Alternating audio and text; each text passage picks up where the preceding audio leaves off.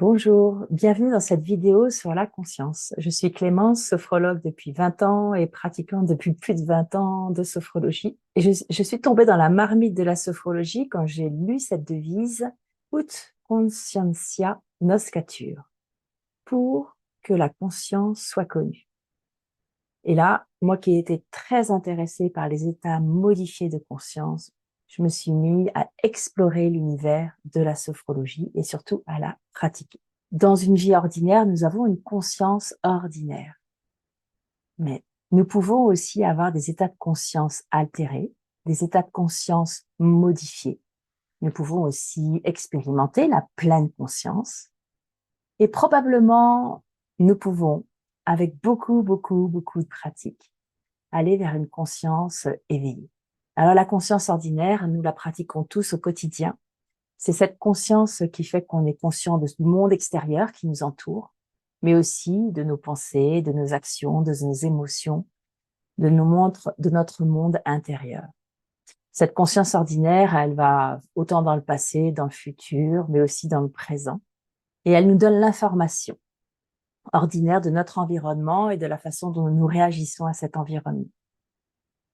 Alors, la conscience altérée par des substances psychoactives, la drogue, l'alcool, les médicaments, des traumatismes, des maladies neurologiques peuvent provoquer des hallucinations, des modifications de perception, d'humeur, de comportement. Donc, nous allons plutôt porter notre attention sur les états de conscience modifiés qui sont plutôt générés par des pratiques de maîtrise de soi, de connaissance de soi, mais on pourrait aussi l'avoir au moment des rêves. À chaque fois qu'on rêve, on dit qu'on a un état modifié de conscience. Mais dans cet état de conscience modifié, on va pouvoir avoir aussi des modifications de la perception, des changements sur les émotions, une distorsion du temps et de l'espace. Souvent, on a une suspension de la notion du temps, on ne sait pas combien de temps ça a duré. Et puis, on se fait guider, on pose une intention pour trouver un chemin qui convienne au développement de soi.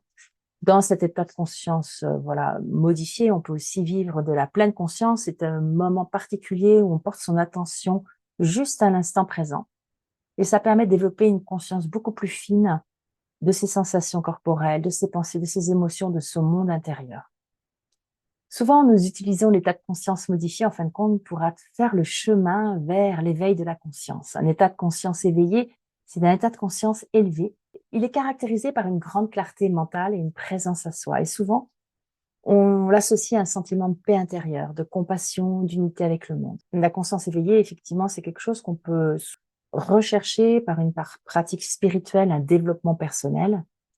Nous allons voir comment on peut vivre ces états de conscience, quelles sont les techniques.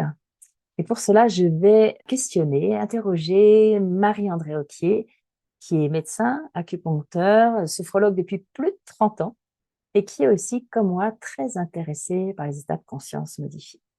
Bienvenue Marie-André et bienvenue sur ce sujet passionnant qu'est la conscience.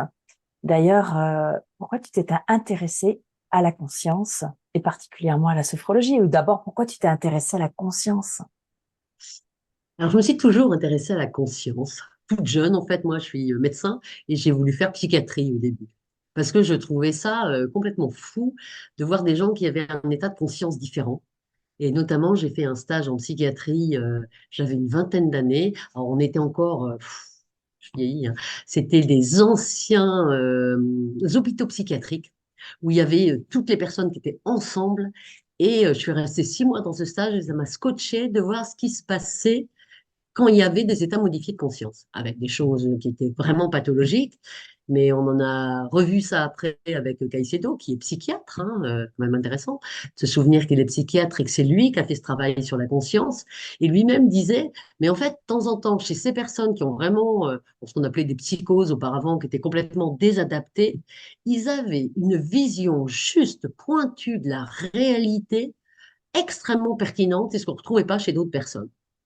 Alors, comme Caicedo était colombien et s'exprimait en Espagne, il a inventé ce qu'on appelle l'éventail de la conscience. Et dans l'éventail de la conscience, ce qu'il nous avait expliqué, c'est qu'au milieu, il y a la conscience ordinaire, Mhm. que d'un côté, on a la conscience pathologique. Moi, c'est ce que j'avais appris en médecine, hein, la conscience pathologique. On nous avait expliqué que de la conscience pathologique, quand on est trop en bas de l'éventail, en fait, on n'y reviendra jamais. On ne pourra jamais revenir en conscience ordinaire. Et que, d'ailleurs, c'est pour ça que je n'ai pas fait psychiatrie, parce que on ne trouvait pas de moyens, en fait, pour revenir dans la conscience ordinaire. Qu'il y avait des gens qui étaient dits borderline, qui étaient entre les deux bords de l'éventail, ils faisaient des petits sauts de temps en temps, mais ils arrivaient quand même à revenir en conscience ordinaire. Et puis, on s'était arrêté là. Et puis, bah, dans les années 68, voilà, on a eu tout cet nouvel essor de la conscience. Et d'ailleurs, c'est ce qui a amené Caicedo en Inde et travailler sur les états modifiés de conscience à cette époque-là. Et puis, en Orient, eux, ils s'intéressaient aux états modifiés de conscience, mais pas dans le cadre pathologique. Dans le cadre de ce qu'on va appeler la conscience sophronique en sophrologie, conscience supérieure, accrue, comme on veut, et qui était un état de travail qui nous permettait de travailler un état de conscience différent, qui était de l'autre côté de l'éventail. Et comme tout éventail, les deux bords peuvent se retrouver. Et c'est ce que Caicedo nous a expliqué, c'est qu'il y a des moments, quand des gens sont trop en conscience pathologique, en fait, ils passent par l'autre bord et ils arrivent en conscience supérieure. Et ce qui m'intéressait, c'est que je n'avais pas du tout envie d'aller en conscience pathologique pour moi-même, mais de travailler la conscience supérieure, c'est quelque chose qu'on n'avait pas appris en médecine, et que par ce biais-là, d'abord, on s'écartait de la conscience pathologique. Quand on est un petit peu Mhm. borderline, ça permettait aux personnes qui étaient en ce qu'on appelle en conscience ordinaire de pouvoir faire de temps en temps des plongées en conscience supérieure, mais que c'était un état réversible, contrairement à l'état pathologique, que ça nous protégeait de la conscience pathologique, mais surtout qu'on allait pouvoir vivre finalement des expériences comme celles que j'avais vécues quand moi j'étais en hôpital psychiatrique, j'avais eu des conversations mais juste incroyables avec certains patients qui avaient par exemple des visions avec un théorème mathématique qui leur tombait comme ça dessus. Ils avaient des espèces de connaissances innées. Et je m'étais dit, mais c'est quand même exceptionnel d'accéder à ça. Et donc voilà, j'avais une vingtaine d'années à l'époque et assez vite, je me suis intéressée en me disant, mais finalement, c'est pas idiot. Travailler sur la conscience, pas pour la ramener du pathologique au normal, parce que ça, on ne sait pas faire, mais peut-être d'apprendre à travailler en conscience supérieure pour éviter un jour de sombrer vers le côté pathologique et en tout cas d'améliorer. Alors au début, quand on travaillait là-dessus, c'était plutôt pour améliorer les capacités d'apprentissage, de mémorisation, c'est-à-dire des capacités qu'on connaît bien et qui était juste une optimisation finalement de ses capacités. Hein, et l'expérience montrera après que quand on pratique, on Ouais. accède à des choses qu'on ne connaissait pas. Hein. Et ça, Mm. c'est quand même juste des expériences assez exceptionnelles qui m'ont motivé à continuer. Ce qui explique d'ailleurs que des fois, on est un peu borderline. Je donnais des cours cet après-midi et donc je propose toujours aux élèves, dans ces cas-là, de me raconter les phénodescriptions. Ils me disaient, mais je ne peux pas raconter ça. Si je dis ça en rentrant à mon mari, mes enfants, ils vont croire que je suis folle. Hein, parce que des fois, quand on travaille dans ces états modifiés de conscience, on va avoir une perception du temps qui est différente, de l'espace, de sa Mm. propre représentation de son corps et soi-même. Voilà, on a des vieilles représentations qui nous font dire, ben, en fait, on n'est pas normal quand on est comme ça. Hein. Donc, heureusement, on revient après dans un état différent, mais voilà, c'est vraiment une découverte extraordinaire. Je vous invite tous, si vous ne connaissez pas ce genre Ouais. d'expérience, à le faire, parce que c'est pas risqué. Hein, voilà, on ne prend pas, il n'y a pas de plantes, il n'y a pas de médicaments qui vont nous permettre. L'intérêt de ce travail, que ce soit comme nous en sophrologie ou en méditation pleine conscience ou en hypnose, c'est que c'est un travail qui est personnel, qui n'a pas d'effet secondaire, qui est réversible et qui nous amène à peu près aux mêmes propriétés que certains vont aller trouver dans l'utilisation de plantes, de toxiques ou de médicaments. Ouais, et puis surtout, on apprend un chemin pour y accéder. Un chemin parce qu'on est guidé au début. On apprend avec quelqu'un, un sophrologue qui vous guide, qui vous apprend à le faire. Et puis nous, on va le répéter, répéter jusqu'à devenir autonome. Mais c'est vraiment un chemin très sécurisant parce qu'on peut faire un aller et un retour, justement, et Alors revenir dans j'aime une conscience ordinaire. Clémence, ta notion du chemin. Mm. Et je dirais même, c'est un chemin, tu l'as dit, qu'on répète. Hein, Mm. toi qui es à la montagne, ça me fait penser, en montagne, on prend tous le même sentier.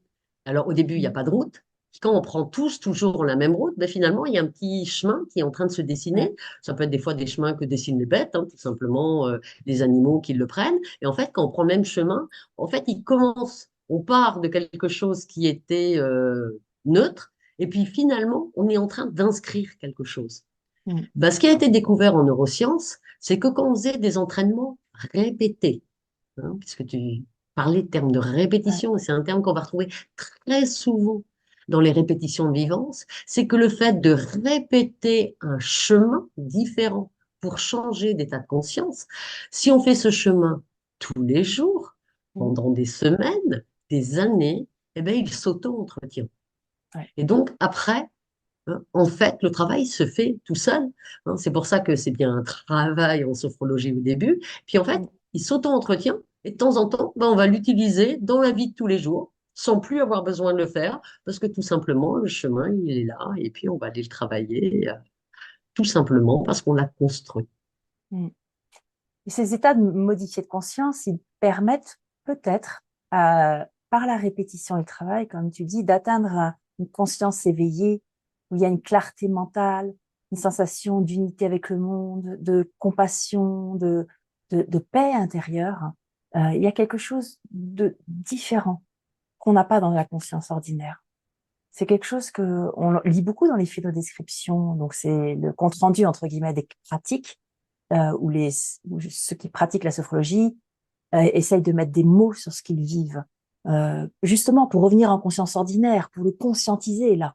Alors on conscientise dans le corps, mais aussi on conscientise, on relie le corps et le cerveau tout ensemble. C'est pas le corps il fait ce qu'il veut, c'est non, les deux travaillent et il y a un cadre de travail qui permet vraiment de toucher du doigt et de nommer, de verbaliser, d'intégrer dans sa conscience à ce moment-là ce qui s'est passé comme phénomène. Donc, tu as donné deux notions là, et on pourrait le mettre dans la définition de la conscience parce que finalement, on n'a pas défini ce qu'est la Mm. conscience. Donc, on fait cette interview notamment pour cette Oui, journée de oui. la conscience. Ouais. Et bah, c'est quoi la conscience? C'est une définition sur laquelle on peut passer beaucoup de temps. Dans la définition de la conscience, il y a quelque chose d'extrêmement important. Pour moi, c'est comme une connaissance immédiate, intuitive, quelque chose d'assez spontané de sa propre activité psychique, pardon, de sa propre existence, Mm. mais aussi du monde extérieur. Et en fait, pour qu'il y ait conscience, il va falloir avoir une représentation de notre propre conscience, de nous-mêmes, et une représentation du monde extérieur et de l'interaction entre les deux. Et donc, pour qu'on puisse parler de travail sur la conscience, il faut qu'on ait une capacité de représentation de son moi, de Ouais. mon moi, du monde extérieur. Pour moi, il faut aussi une capacité de mettre à jour continuellement mes représentations, parce que bien évidemment, par exemple, physiquement, je change. Voilà, d'année en année, si je garde Mm. ma représentation de celle que j'étais il y a 37 ans quand j'ai commencé la sophrologie, ben non, je suis plus la même. Donc j'ai changé. Le monde extérieur, bah, lui aussi a changé. C'est pour Mm. ça que des fois, on pense être au top dans tout le travail qu'on a fait. Et puis en fait, le monde a changé. Notre Mm. environnement a changé. Et donc, on a besoin en permanence de retravailler les représentations qu'on a de notre monde extérieur. Et la dernière chose pour moi, pour la conscience, ça va être de focaliser de manière autonome sur une quelconque sous-partie de ces représentations-là. Ouais. Et c'est ce travail de ces trois capacités qui va faire pour moi la conscience. Mm. N'oubliez pas que Caicedo, quand il a fondé la Sophro, a mis une devise qui Mm. s'appelle Ut conscientia noscatur, que Ouais. la conscience soit connue. Et j'aime ce terme de que la conscience soit connue dans le terme de connaissance, de naître avec nous. Donc c'est bien quelque chose qui est qu'il appelait une force intégrative parce que c'est quelque chose qui vit, qui Mm. s'anime, qui évolue et qu'on finalement va créer à chaque instant dans notre relation à nous et au monde extérieur.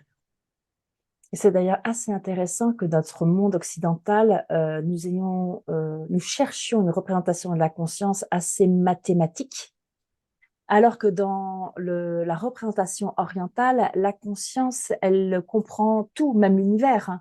Il y a cette possibilité d'être à la fois moi, mais moi dans un monde plus grand que moi, et de trouver Voilà. cette harmonie entre ce moi et ce moi plus grand que moi. Il y a Et cette, presque ce moi plus petit que moi, que seraient les atomes, que serait la ouais. constitution. Alors ça, c'est Donc une on des est entre forces. ces mondes en permanence.